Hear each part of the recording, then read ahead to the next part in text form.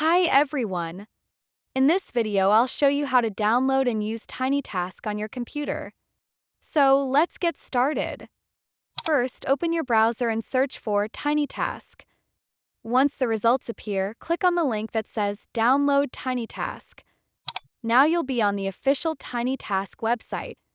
Here you'll see a table showing different versions of the software, usually available in exe and zip formats.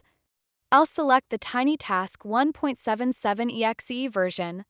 If you click on it, the download will start automatically. Once it's finished, go to your Downloads folder and double-click on the file.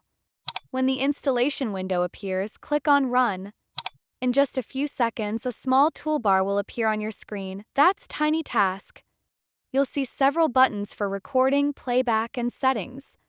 From here, you can start recording your actions and TinyTask will replay them automatically whenever you want. And that's it. If you found this helpful, make sure to like, share, and subscribe for more easy tech guides.